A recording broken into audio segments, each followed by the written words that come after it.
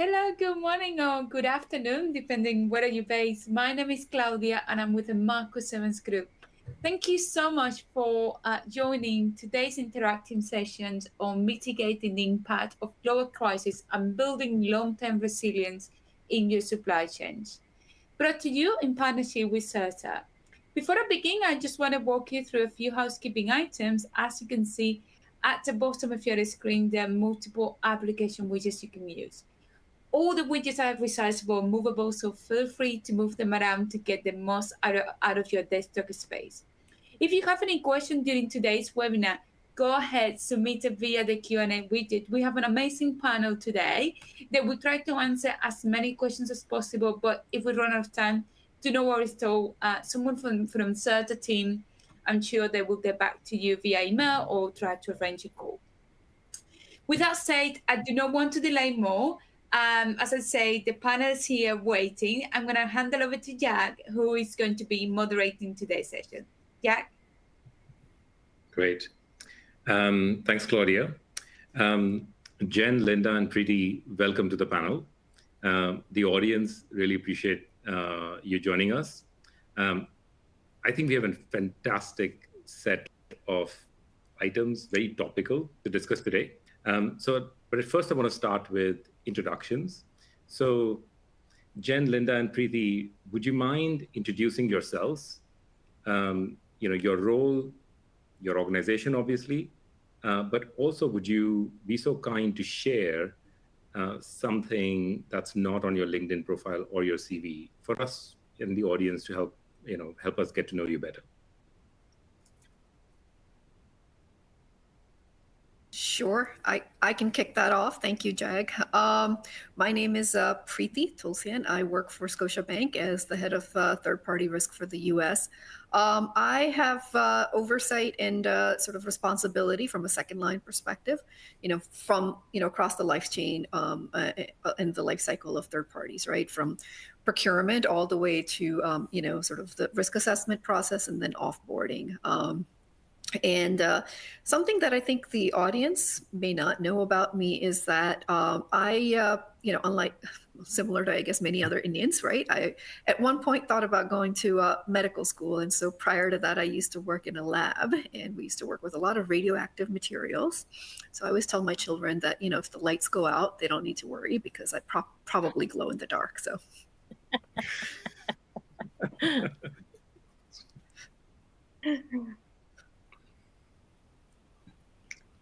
That's great. So I can go next. Linda Chuan. Hi, everyone. I head up global sourcing and procurement at Box, and that just basically means anything that may relate to a third-party supplier provider of Box's services, or for Box services, hardware, everything related to third parties is sort of under my remit. Have been in this practice, procurement sourcing practice, for over a couple of decades that I'll openly and publicly admit to.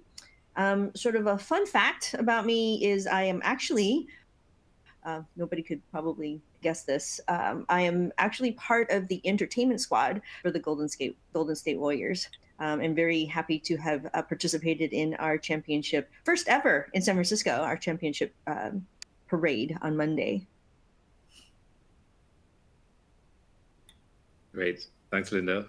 Jen? Hi, I'm Jenny Reins. I'm the Senior Director over Indirect and Real Estate at Chamberlain Group. We are a garage door opener company, an all-access solution company. And one of the interesting things about me is that I have a huge fascination with pottery. And anytime I'm not working or binging Netflix, I'm creating clay pots. So that's a fun fact. Super cool. And hi, everyone. I'm Jag. I'm the founder and CEO of Certa. Certa is a no-code supplier lifecycle management solution for end-to-end lifecycle management. So everything from risk, compliance, ESG, contracts, supplier diversity, the whole thing, right? We connect with over 100 different integrations, so we can just sort of bring all the groups and systems together in one place. Quick fun fact about me, I love hiking and just pre-COVID, actually hiked to the Mount Everest base camp. Wow. Wow. That's awesome. So, looking forward to getting back to some of the good old days.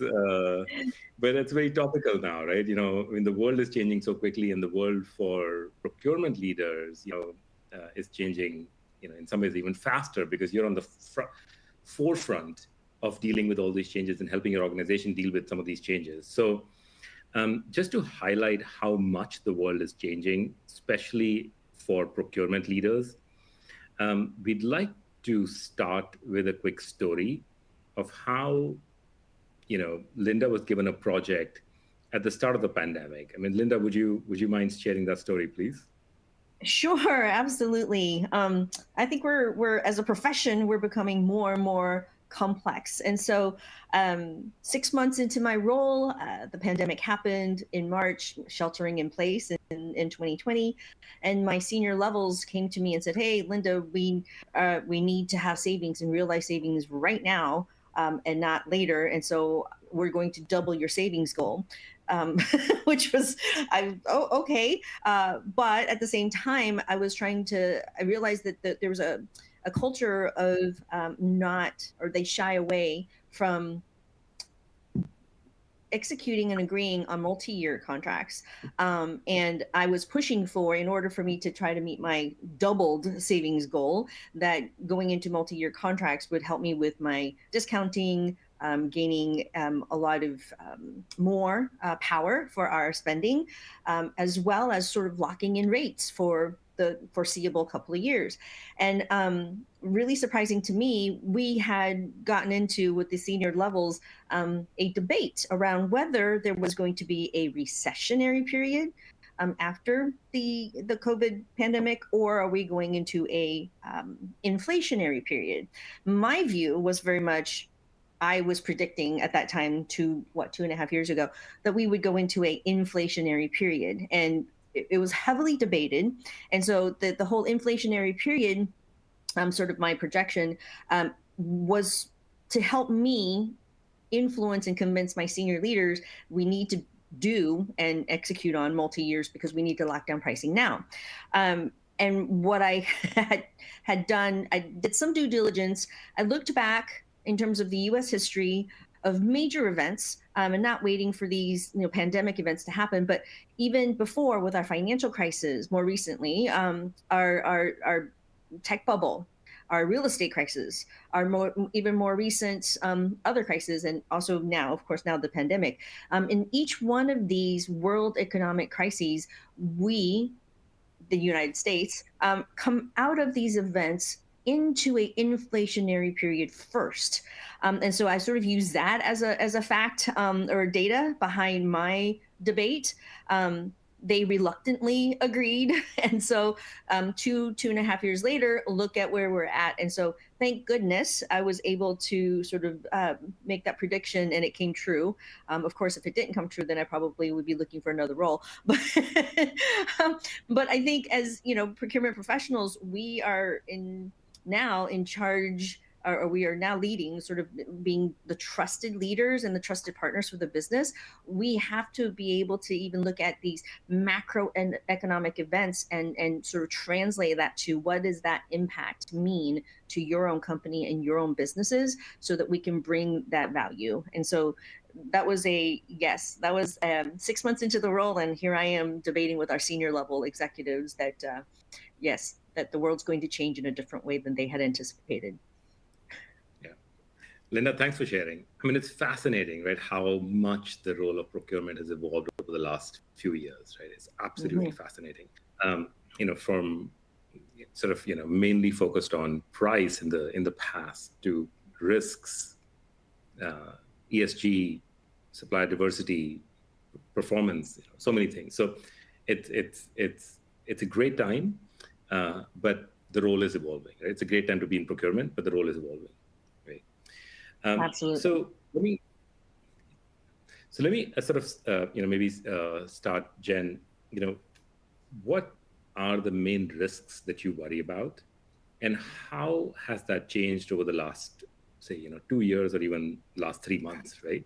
With everything happening around the world, with the war and inflation, recession, the whole thing. Yeah, I mean, if you look at historically, I think we basically all did a big good financial assessment risk, right? 10 years ago, that's really like, look at the financial healthiness of the organization. Then coming into the social media phase, right, where now you don't want to be associated to a supplier or third party that is in the headlines for some negative behavior.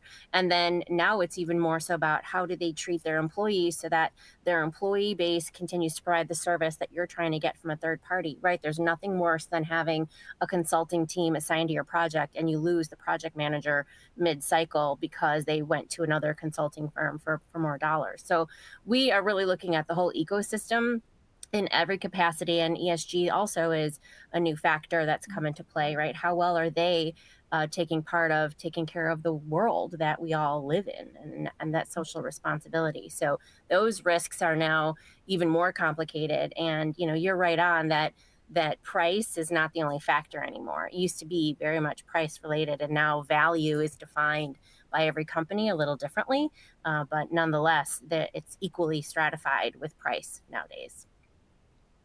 Yeah, makes sense, Jen. Preeti, just for you, same question.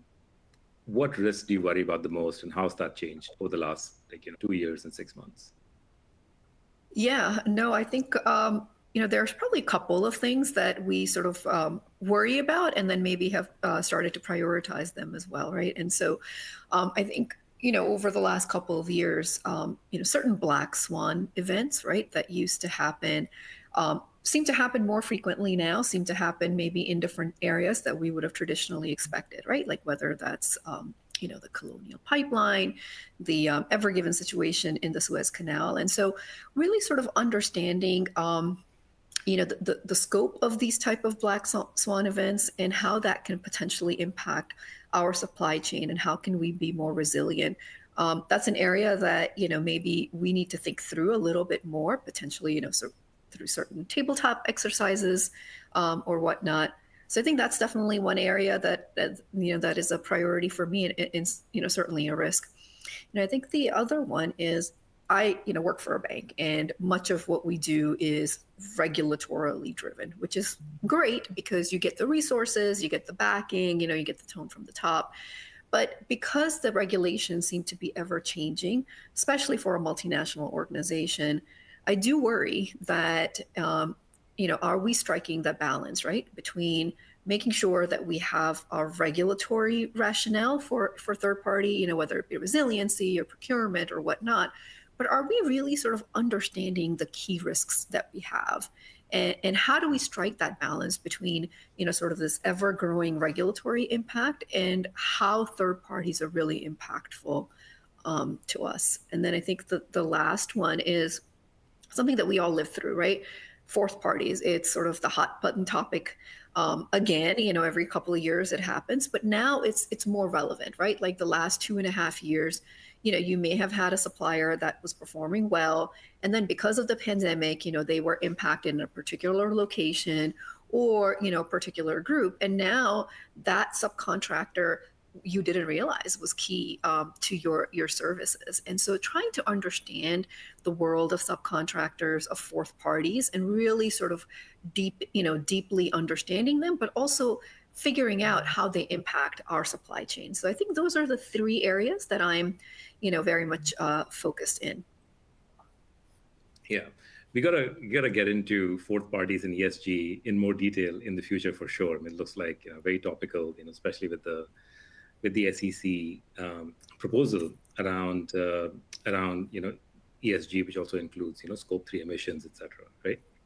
So, Linda, would you be able to talk about how you manage suppliers, the risks, etc., are changing over the last few years? Sure, definitely. The risks, I think for most of us, we look at supplier risk sort of from a financial health perspective. When we engage with suppliers, as we engage with them, we review their financial health to ensure that they will be in business for at least the next foreseeable year or two. In addition, with the onboarding, as we're onboarding suppliers, I'm very lucky to also have a dedicated vendor trust team who then assess the supplier from a sort of cyber security penetration testing perspective. But as we have come through the pandemic, through the last couple of years, I think I'd like to add to that initial financial review, the risks around sanctions. Which one of our suppliers are we doing business with, or have we been doing business with, that may potentially be in violation of sanction rules and laws? And so that's yet another area of how complex our role has become. So it's not just about just the supplier itself, but it's also who they do business with as well. Where is their employee base? And to Jen's point about the fourth parties, I call that sort of the level 2, level 3 suppliers that may impact especially your strategic and critical suppliers. And so what I've tried to do is focus in on maybe the top 20%, 10, 20% of my strategic and critical suppliers, and try to really understand how they do business, which subcontractors or other suppliers do they depend on, and then find ways collectively with our suppliers. They're no longer just a supplier vendor. I really don't like that word vendor, but I tried to be more in partnership with them. Where are there ways and opportunities that we, as maybe the customer, can help them be more successful? Because ultimately the last thing we want to see is have a strategic partner supplier go out of business, right? And so whether that means we consolidate other suppliers and really like unify our purchasing power and put it behind those strategic partners that we have, and or finding other creative ways. And so there's definitely lots more variables to think about than just the financial health of the supplier. Yeah. If I could add on to that, Linda, communication, like we talked about earlier, is something that's key critical. Procurement really kind of pushed out messaging. We pushed out QBR requirements and agendas, and I see that evolving greatly, where it's two-way street, right? We want them to understand us, but we want to understand them, and so communication has really blown up in terms of a positive, but it does take time away from core procurement activities, right? Supplier relationship management is 2-3 times what it used to be, and so I think that is a key way to mitigate risk. And really, we're talking about business continuity, right? We're identifying those suppliers that are critical to our processes and ensuring that there's no cracks in those processes. So I couldn't agree with you more. Yeah, and I would just add that, I would add that I think performance monitoring, right, especially for our topmost suppliers, right, is hyper critical to that resiliency, because that allows us to, one, understand how are they performing, and then number two, in some instances, those become our sort of our early warning indicators, right? Because if we start to see some of those, KPIs and KRIs moving in an opposite direction, then maybe what we want to do is, look to alternative providers and potentially start to, either if they're not already, available to us, then maybe start to invoke those and really, have like a two-pronged strategy, because there are certainly vendors out there who frankly are industry leaders, and they're working for me, and they're working for pretty much all of us, the panelists, as well as the folks who are attending these calls, right? And so making sure that if that incident occurs, that we are at the top of their list for recovery is really critical. And sometimes you can't get that, so making sure that you have a warm backup ready is just as important. And performance really helps you figure out when that early warning is starting to kind of blink. Yeah, could not agree with you more on performance management being an early indicator and how important that's become already, and it's going to keep increasing as we sort of go forward, because it is the best early warning. And Linda, I can totally attest to your work style being a true partnership with your vendors, right? And how sort of we as one of your vendors has benefited deeply from that approach. Well, thank you. In full transparency, Box is a customer of CERTA. So thank you. Yes.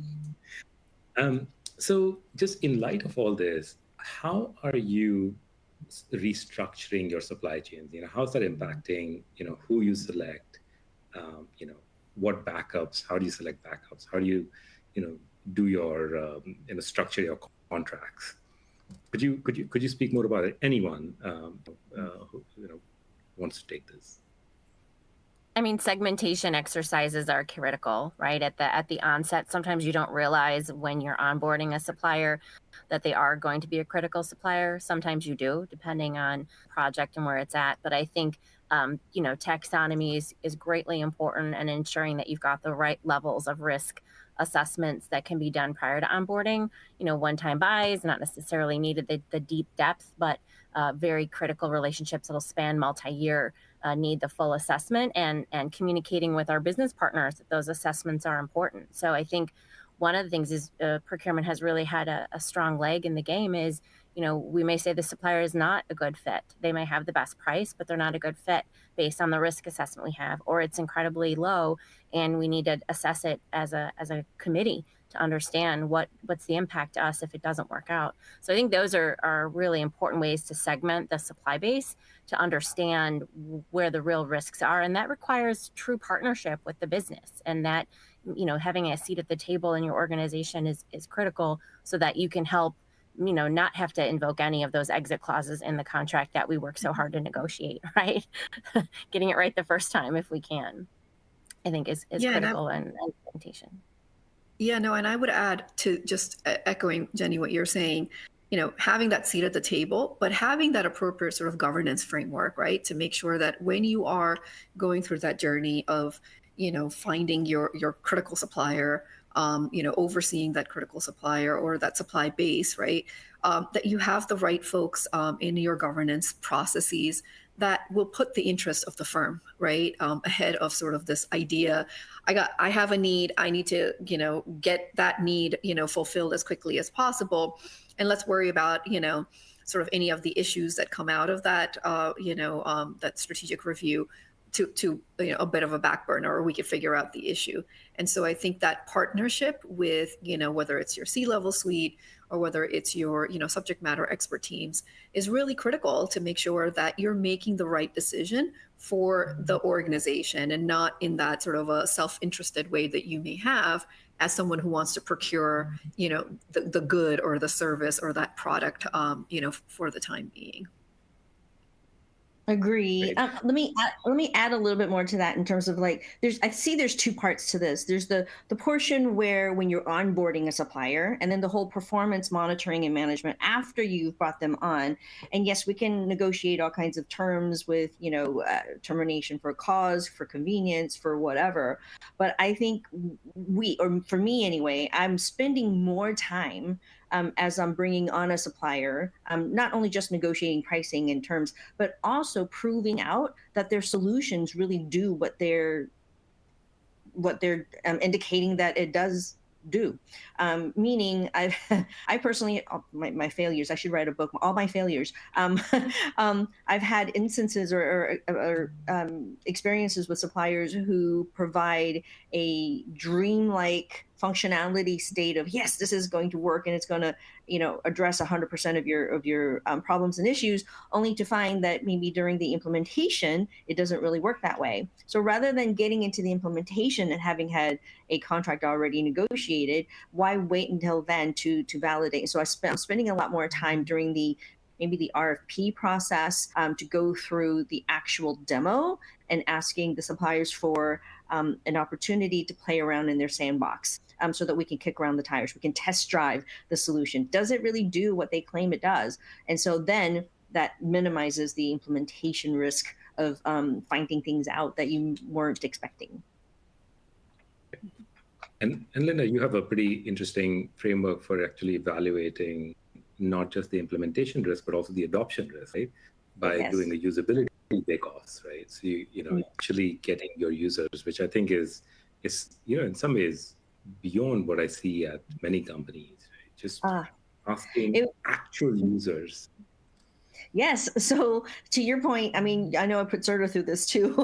The final two suppliers, I call it a bake-off, but it's actually my way of getting my stakeholders, my business partners, frequent users, maybe even business admin, super users, to test out the solution and get their buy-in early on. And so I get all of their feedback, their buy-in, their vote, essentially, an agreement on the final supplier that we do select on. And so therefore, then they become my champions within the business, within my enterprise, to help me with that messaging across all the different functions that I might have.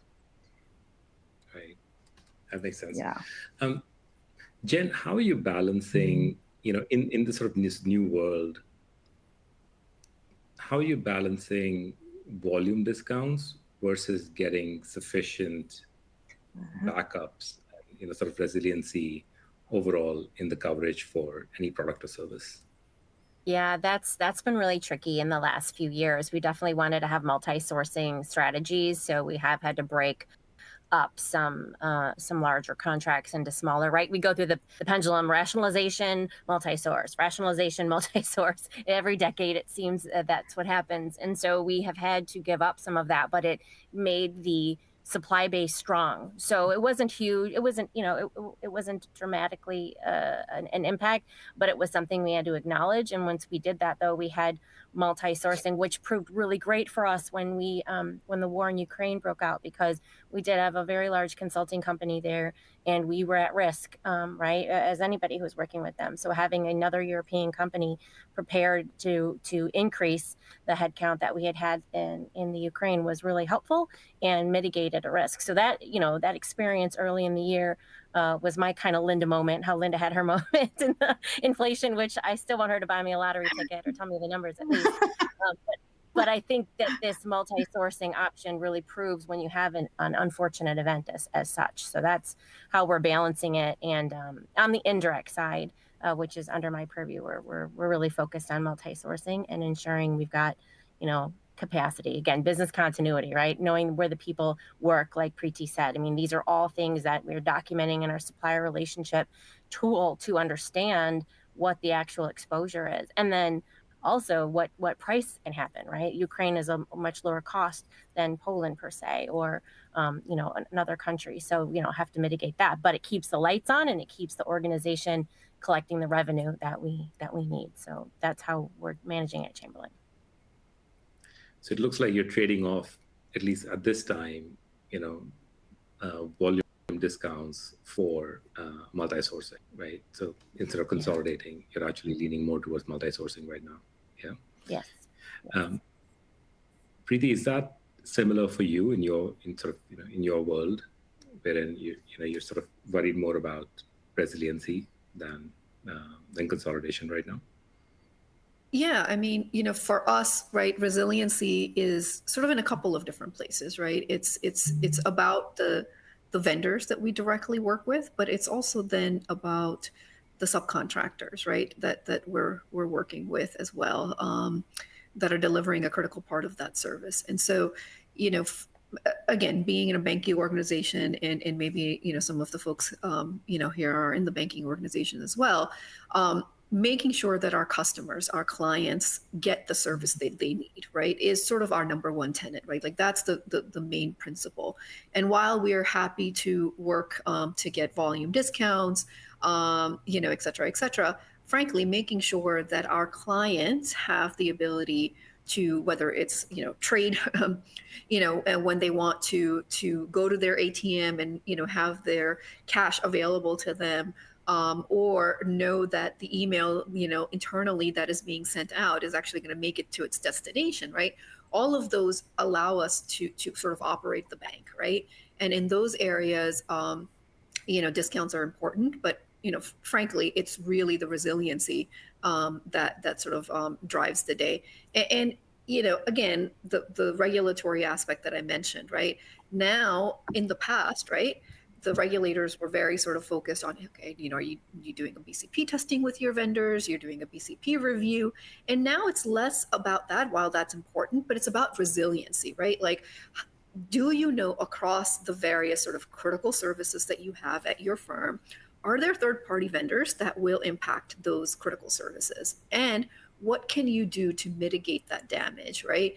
And especially when it comes to a client and their ability to, to sort of complete a transaction. And in those instances, it's definitely the resiliency that outweighs. And I know that there's a question in the chat about fourth parties, but that to us is also very important, right? To make sure that when we're working with third parties, we have a good line of sight into which one are our critical fourth parties, right?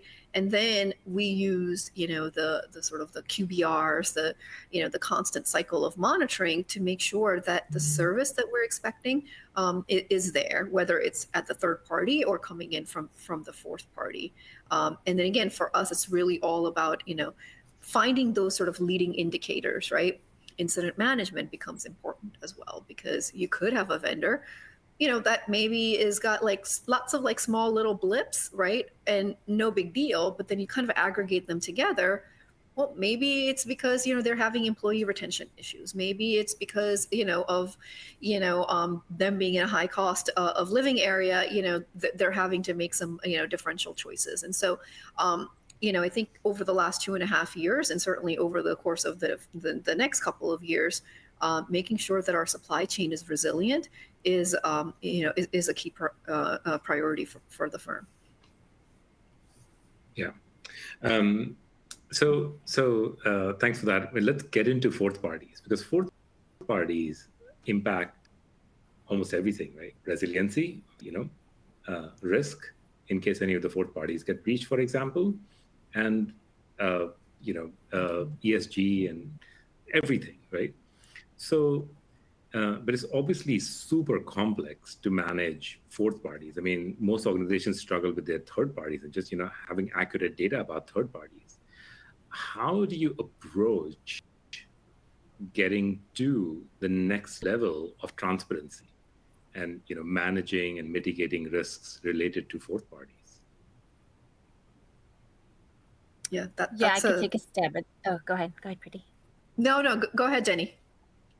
I was gonna say it's a good tool to help you manage that is the best advantage we can have, and that communication component that I outlined earlier is also. So it's asking about fourth party in expectation RFPs, but also through the monitoring of who's their partnerships with who are those, and capturing that data, and then having another line in your risk tool to basically monitor that company as well. So it is a lot of work, and it looks like, you have a lot more suppliers that you're monitoring risk on than you normally have. But for those top 20%, like Linda and Preeti were saying, it's critical. It's critical to understand. And in some cases, we've unbundled and said, well, we'll work with those suppliers directly as well. And so we don't need you to subcontract. We'll go ahead and create a relationship as well, so that we could have a better line of sight, which is a little bit, complicated, and suppliers don't always care for that type of request. But if it's a large enough subcontracting, then absolutely we want to be knowledgeable of it, and a tool to track it is paramount.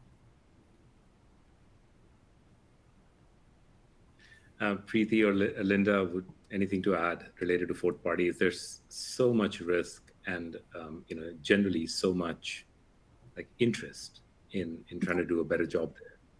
Yeah. To Jen's point, you asked the questions early on during the RFP process, maybe, but also in the post-contracting after they've come on board during the supplier business reviews. I would ask my third parties same questions of risk and business continuity of their third parties, of their fourth parties, I guess, level 2, level 3 suppliers.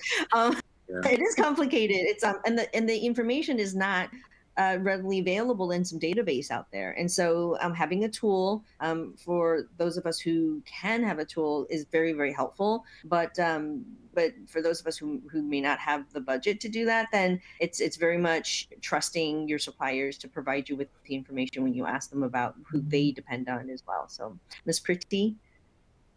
Yeah, no, I was just going to add, to echo both of your points, right? Like certainly making sure that you have a line of sight into your fourth parties. And then, of course, the fifth parties and so on and so forth, as part of initial onboarding and then monitoring. I would say that there are now more and more tools out there that really do a pretty interesting job of being able to map and, sort of cull through, tons and tons of information and data out there, to create linkages, and to really sort of show you the full breadth and scope of the fourth parties, right? So at some point, you have to stop to say, okay, what fourth parties am I interested in? Like, I don't really care about like my third party using Microsoft Office products, right? Like, that's important. They all probably use them. I care about the ones that are critical to me. But unless there's that solar winds issue, right, then you maybe care about the ones that are using Microsoft. But instead of having that inventory that can span hundreds and thousands of records, use a third party or a fourth party tool, right, that can kind of create those linkages for you. And I think, there's this market is, sort of nascent as of right now, but more and more, sort of solutions are being out there. And so while I would say that obviously, we're sort of agnostic and, not trying to plug anyone, there are definitely avenues, because this is something that I think more and more folks are thinking about. And so I'm seeing, tools out there that really sort of get into this level of detail, that you can buy and plug into your ecosystem. Yeah. Great point. I mean, overall, need transparency. Multiple tools can help. Additional data sources help, right? A combination of all that could be really, really helpful and might be critical in the future. So could you talk about just early risk indicators? I know we had touched on that earlier, how critical they are, and some of the techniques that you use to identify like early risk signals. We talked about performance management, sort of doing the softer things, but just at a enterprise level, how do you institutionalize something like this, right? How do you do like early risk signals at an institutional level? Yeah, I think, maybe I'll take a crack at it. I think you have to really take a risk-based approach, right? Like, even in smaller organizations, you may be dealing with thousands of third parties or hundreds of third parties, and you're not going to be able to monitor them, to kind of look at their performance, or even their financial health, in a very deep perspective, year over year, quarter over quarter, right? And so you really have to have a good segmentation model that kind of separates, the wheat from the chaff, right? So you want to make sure that your 80% of your attention is going to your 20% of the third parties, which represent, maybe 80% of the risk as well. So I think having good segmentation is critical. Then I do think that in terms of sort of leading indicators, things such as staff turnover, things such as negative news monitoring, and really kind of trying to put patterns together, as well as incident monitoring, right? So within most firms, right, you have like sort of that operational risk incident monitoring, event monitoring, or you have the technology team, really sort of making sure that whether it's an internally housed application or an external one, what's happening with them. And if there's downtime, it's a very sort of well thought out of process. And we plug into that a lot, right? Because again, for us, it may not be that individual event that's important. It might be lots of little events that if you aggregate them together, signal that maybe there's something happening with your fourth party, your third party, that you need to be concerned about. So I would say starting with, a good segmentation approach, then also making sure that you're utilizing a lot of the internal folks, right? We don't need to be the experts, but we need to make sure that we have connectivity with those experts. And then lastly, the business, right? The business almost always has to be the first line, right? and they're the ones who are going to be impacted. So making sure that you have a good relationship with them helps you kind of get enough information that you can put together a worldview of what, what are some of the leading indicators.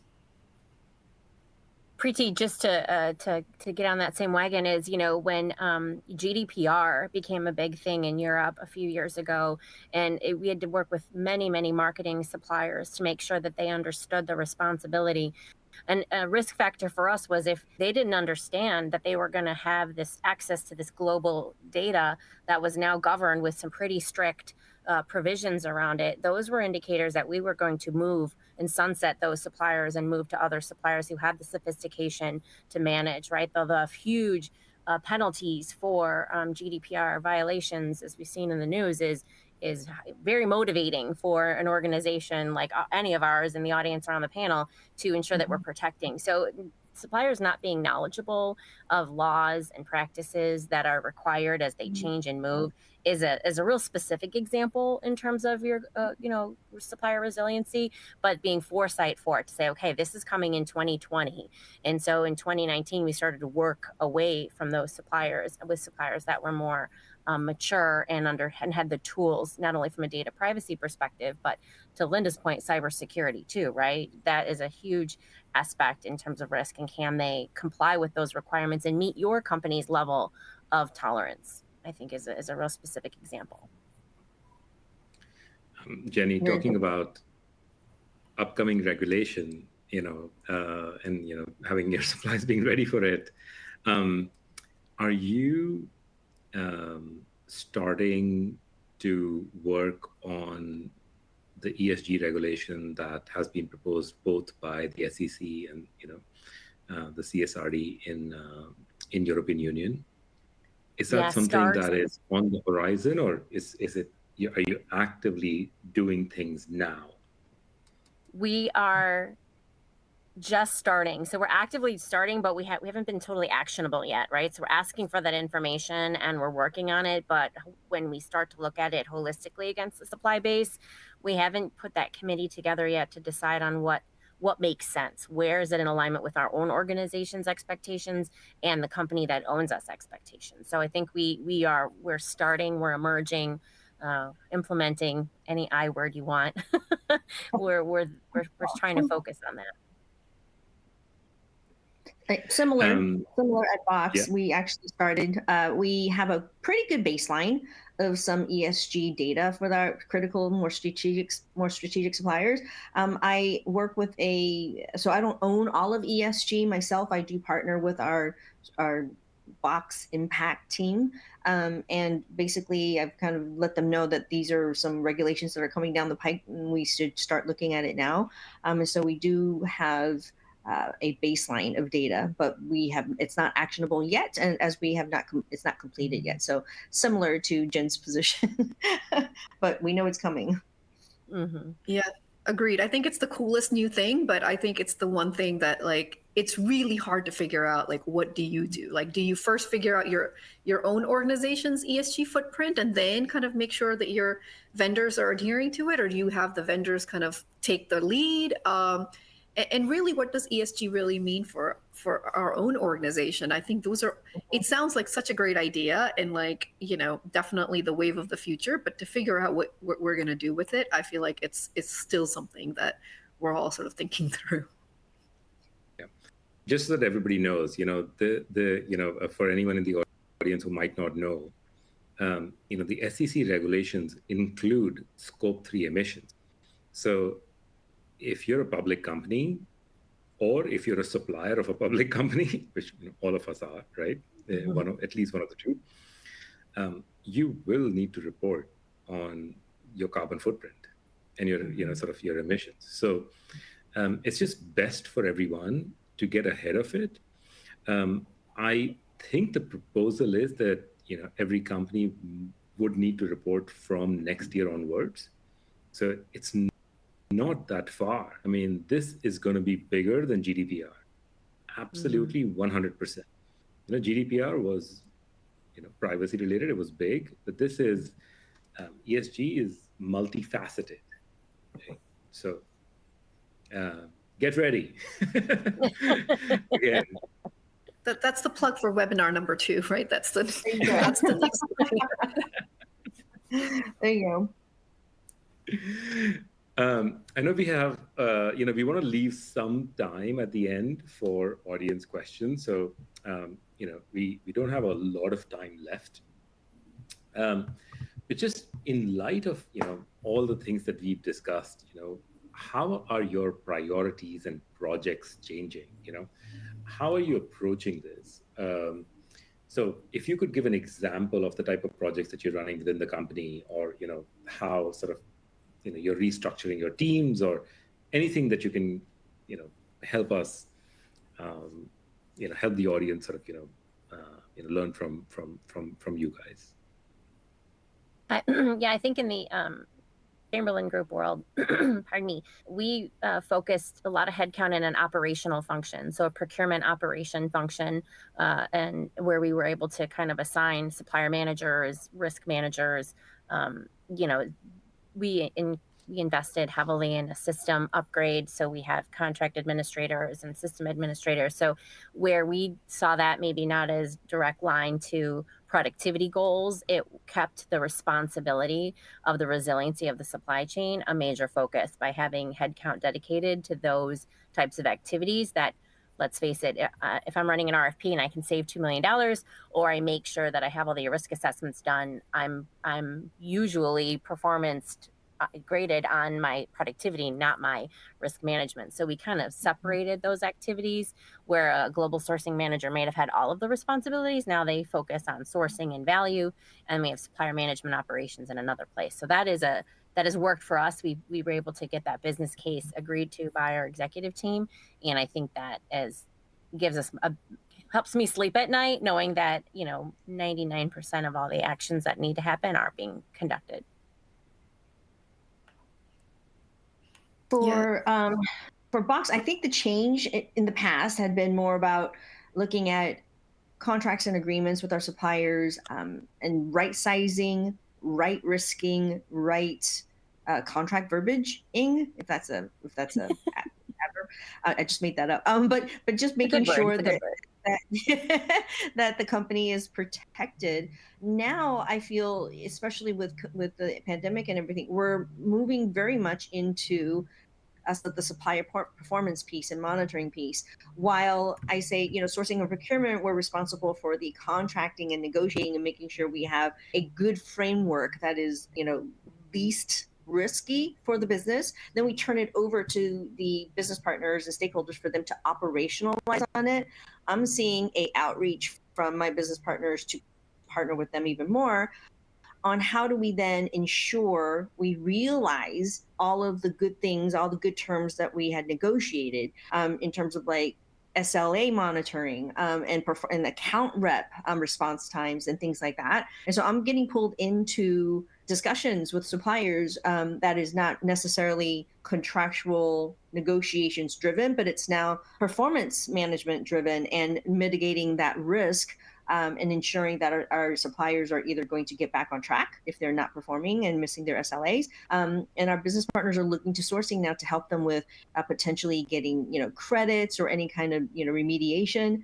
But that outreach from our business teams is more happening more than before. And so I'm feeling a little bit more of this dependency between the operational side of the business and us to ensure that we are connected and integrated as much as we can to ensure that increased productivity, and lessening the risk of supplier performance across the board.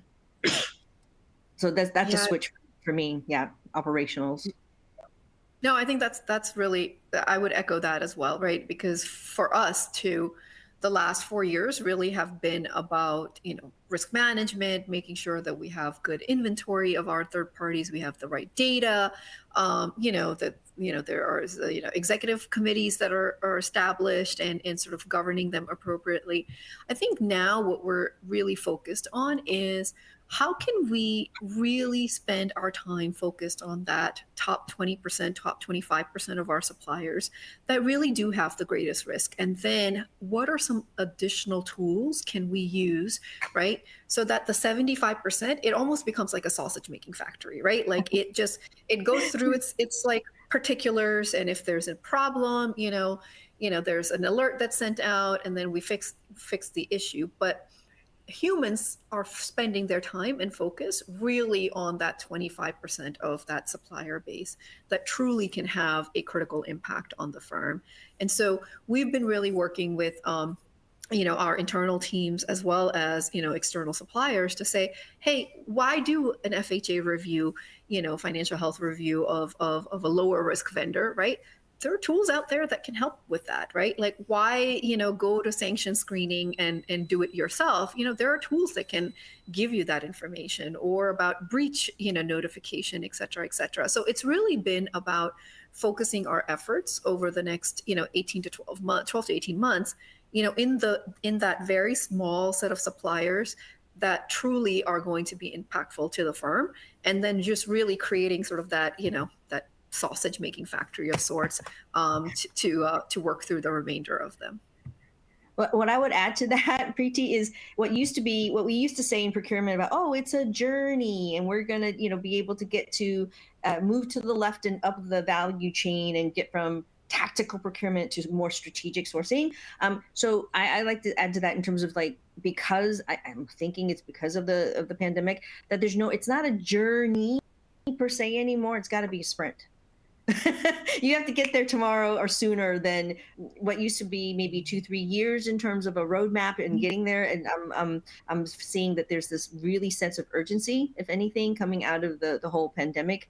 But it's like we have to get things done like now versus a month from now or 2 months from now. And so that speed of monetization, transparency, so that we can act on it is the cycle time is so short now. It's becoming shorter and shorter and shorter. So. Incredible insights. Thank you. Claudia, can we open it up to the audience for questions, or how can the audience ask questions?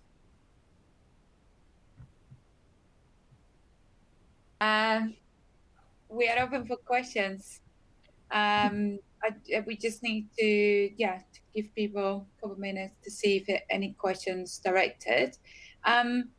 We did have some questions pre-registration. Have you covered those 3 questions already, or do you?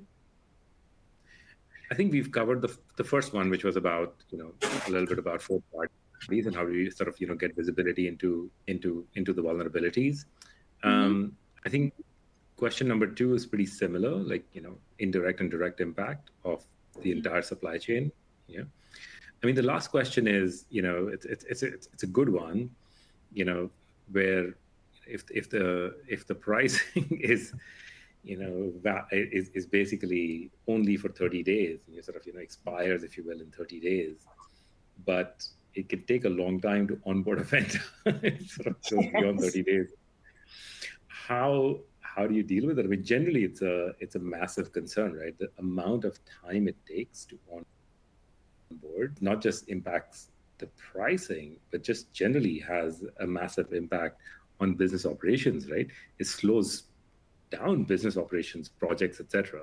So is there anything you can add on how your firm has been able to reduce the amount of time it takes overall end to end to onboard suppliers?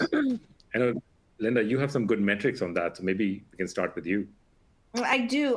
So onboarding suppliers includes at Box, we have 5 different functions, 5 different departments who want to have a say, and that's including like technical accounting, supplier trust, legal, sourcing, and maybe the architectural review board if it's a software solution that we're purchasing. But what used to take us weeks and weeks with the tool that we put in place, now sort of end-to-end onboarding from a initiated request to completed contract is 78% less in terms of we've reduced the cycle time from where it used to be. But to answer this question more directly in terms of how do we minimize the risk of losing a 30-day valid quote is work with your partner, work with your suppliers who want to be partners. Because if those suppliers are saying, and they're trying to use this as a threat, this is only good for 30 days, and you sort of share with them, and to me, it's full transparency of these are the things that I have to get through to get approval, and 30 days may not be enough. If you agree to our standard contracts, maybe, and without redlining and negotiating, but that doesn't happen very often, right? And so hoping and sort of engaging in the supplier and understanding your process, and asking them to extend those 30 days. And if they really want to be a partner with you, if they really want to be a supplier and want to win your business, they will extend that quote. And if they won't, then maybe they're not the right supplier for you. They're not partnering with you. Yeah, and I think what's interesting is that every time you hear this price is only good because it's quarter end and I need to make my quota, well, guess what? Next quarter, you're going to probably run into that same problem again, right? And so I always find it very interesting when like somebody comes to me and says, oh my God, we need to do this by this weekend because otherwise I'm going to lose my price. And I'm like, okay, let's wait for another month or 2 months. And sure enough, it comes right back again. So I do think some of it is, like maybe a bit of a red herring because they want to, suppliers want to get through the process faster. But like Linda said, the gates that we have are really important. It's so much more harder to unwind a relationship than it is to get into a good relationship that can last for, years and decades. And so it makes sense to work with those partners, through open lines of communication. And if you're going to save like X% because it's, quarter end, great, but wait for the next quarter. It'll come back again. Great point, Preeti. They do come back. They do. Yeah. So we're almost at time. Any other nuggets of wisdom that you'd like to share with the audience, or any tips that you might have thought about but didn't get a chance to share during the last hour?